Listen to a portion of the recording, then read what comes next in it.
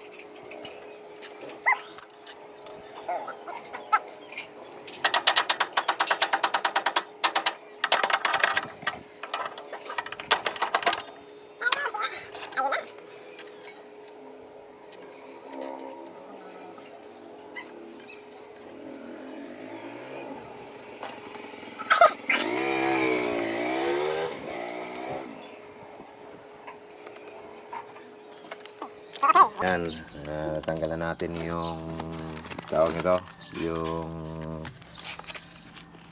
brake caliper. So, yan no. Zoom natin para makita nyo.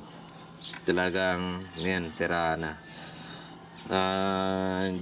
Di ko alam kung okay pa yung tawag to, yung piston. Yung importante kasi dito para ito kung ayusin ko man o bibilihan ko lang ng tawag ito ng repair kit, dapat siguruhin ko muna na yung piston, yan, ito yung parang bilog na cup, kung okay pa. Kung okay pa, walang butas-butas sa may mga gilid. Dahil kung walang butas, kasi minsan nabubutas yan, parang hindi na siya makinis kapag kinalawang yun, minsan nabubutas. Titignan ko pa ito, babaklasin pa kung okay pa itong brake caliper na to. Kasi hindi na ako magbibili, sayang naman eh. Kasi pwede naman ako makabili, medyo mahal lang ata. Kasi ito kasi, yan, kung mapapansin nyo, yan, dalawang piston, oh. Dalawang piston. Tigi isa. Dito sa kabila. Ganun din sa kabila eh. Dual piston kasi. Yan, oh, makikita nyo dito, yan, oh. Dual piston kasi. Kasi yung pinakamura, yung single piston, 250. Ito, yan, 250 ito. Yung binili ko, 250 lang yan, single piston. Mas maganda kasi, katulad nito, na dual piston. Ayun, natanggal na nga yung... Okay naman to kasi marami naman nabibili itong repair kit. Kahit iba-ibang brand, okay lang. Basta magkasya lang. Importante kasi dito yung repair kit dito, yung parang goma na umiikot sa piston. Yan yung papalitan natin. Pala, may naman pala akong nalimutan. Ito, yung front pala. Yung front. May nakita ako sa Shopee. Merong available ito. Merong buong ito headlight, buong headlight na kasama na itong plastic na to dito sa baba at saka dito sa baba, buong headlight. I think nasa around 800 pesos ata yun. Ulitin ko na lang, hanapin ko na ulit. Nilike ko naman dun sa aking Shopee account. So kung dito maremedyo kasi meron, tingnan mo dito, merong kulang eh. Merong kulang. Pero meron naman nabibili itong bandang ibaba. Ito, yung kulay yellow. Meron nabibili ng ganito. I think 200 pesos lang. 200 pesos. So, sayang naman kung bibili ako ng malaki. I think okay pa naman to. Baka yung nasa ibaba na lang at mag-modify na lang ako dito na ganito niyan at kopyahin ko na lang yung nandito sa kabila. Kasi sayang naman kung bibili ako ng buong headlight. Kung meron lang mag-sponsor, sana. So, yun, okay naman, meron naman ito. Kasi itong kuan na to, ito palang model na to para sa Rossi Mojo. Yung first version ng Mojo. Rossi Mojo. Motard, hindi motard, parang tawag ng parang Ducati daw yung kanilang sinabi. Pero, yun, pareho naman lang yung parts, kaya yun na lang yung tawag nun, gamitin natin. I-compare ang mga parts natin na pagkukunan. Yun na lang. Meron ako napansin dito, baliktad nga ito. Yung pagkakalagay, alam niyo itong butas, oh. Dito yung butas kasi nilang labasan ng tubig kapag napasukan niya ng tubig sa loob. Ayan na, may isang tubig nga. Dapat paganda yan. So, sa kabila yan, sa likod. Yan na, papagitan nyo na nasa taas. Ganun din dito, yan, oh. Ito yung butas. Dapat ito, baliktad. Ito, nandito dapat sa kabila. Dan ito, nandito. Kasi para yung itong butas nasa likod. So, ngayon, diretso na lang natin baklasin itong front. Ito, nahirapan kasi ako ito kasi ayaw matanggal yung screw, isang screw dito. Ito. So, tayo na lang natin tanggalin ito at saka yung ibang mga plastic. Then, Yun, okay na to. I-barebone na lang chassis tsaka gulong. Yan, diretso natin.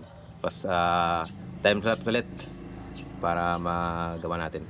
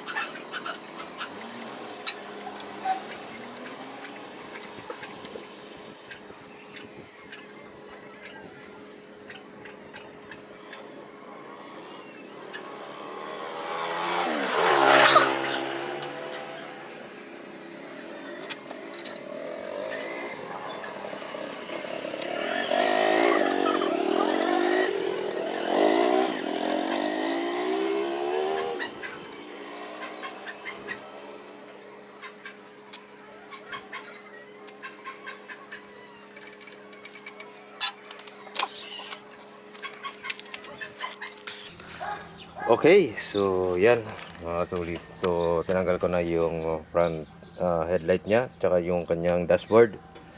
So yan. Papansin nyo, yan, hindi ko pa tinanggal yung mga wire kasi i-level ko pa.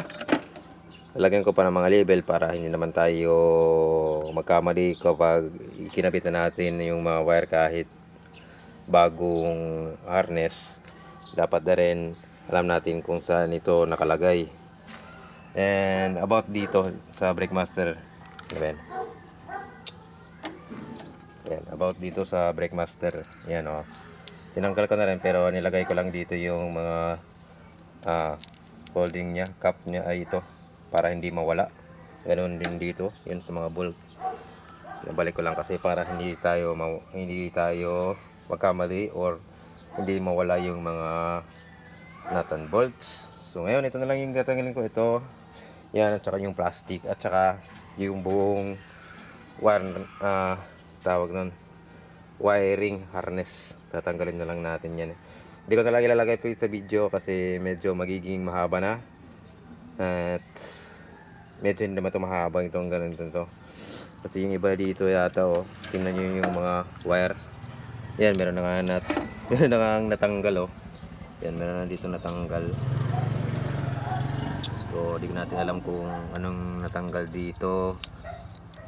Yan, ito meron nga dito. Ayan, wala na mga cover. Meron nga dito mga tawag ito, naka-connect. So, yun lang. Pwede naman natin, hindi ko nang tanggalin ito. Hindi ko pa i-label. Tanggalin na lang buong harness. Tsaka ilatag na lang at i-check natin kung ano ba yung pagkaka dugtong-dugtong nitong mga button dito. Kasi papalitan ko na lang to. Wala na to. Okay pa naman, ibang gumagana, pero yung plastic niya, yan, kung magpapansin nyo, hindi na maganda yung plastic. So, yun na lang yung tatanggalin ko dito kasama yung tawag ito, brake. Lahat-lahat hanggang maging bare bone na lang siya. So, i-pause ko na lang muna ito. Then, balik na lang tayo mamaya. Papakita ko na lang dito yung wala na talaga. Chassis na lang at saka yung gulong na lang. Kasi para hindi masyadong maging mahaba. So, sige. Pause ko muna to. Then, doon na tayo sa wala ng mga harness at saka plastic. Iyan na po mga kasulit. So nabaklas ko na lahat ng mga wiring at mga pairings. Yan yung natira. Tinanggal ko na rin yung dito. Dahil ito lang yung hindi natatanggal ko kasi may problema yung screw na yun. Ayaw talaga matanggal. Lagyan ko pa ng WD-40. Then doon na lang natin tatanggalin kung mayroon na. So ngayon yan wala na siya. Wala nang mga wires, wala nang mga fairings, chassis na lang. Hindi ko matanggal yung tawag to, yung ano bang tawag niyan, hindi ko alam. Sa may gilid yung tapakan. Kasi isang bolt kasi yan, isang bolt kasi, isang bolt papunta dun sa kabila. Kaya hindi ko muna matatanggal. Kasi kung tanggalin ko, tatanggalin yung swing arm sa likod. So ngayon, hindi yan matatanggal for now. So yan, ito yung compartment niya. Yan, wala na. Saka yung iniwan ko lang yung mga bolt dito. Yan, ito, iniwan ko mga bolt. Ito rin yung susian. Yan, iniwan ko na rin dito. Yung iba dito, ano ba? Wala naman, pinakabit ko lang yung mga to. At saka nandun na yung mga wirings. Yung harness niya. So, tinanggal ko siya na hindi ko tinanggal yung mga connection. Yan. Ito. Yung iba dito, hindi tinanggal yung mga connection yan, Lahat yan nakakabit pa. Yan, nakakabit pa. Hindi pa nakakabit. Para ma-verify ko kung bibili ako ng harness or gagawa na lang ako ng harness. I think parang okay pa naman ata yung mga harness. Yung iba lang dito, hindi maganda yung pagkaka dugtong. Kaya hindi maganda. Hindi ko lang, check ko na lang yung talaga yung mga wire kung okay pa ba to or hindi na. So pagkakatingin ko parang okay pa naman ata yung mga wire. Konting linis lang ata to. Tsaka meron naman siyang cover. Yan, na plastic cover. So check ko na lang na update na lang ito. Then sa susunod na lang na mga video ulit para sa ating restoration nitong e-bike. So yan, malubat na yung camera. Kaya dito na natatapos. So nandito na rin yung mga brake pala. Nalimutan ko. So guys, thank you for watching. You can like, share, and subscribe to my channel para sa ating susunod na mga repair nitong ating e-bike na Duke pala, Duke. So okay,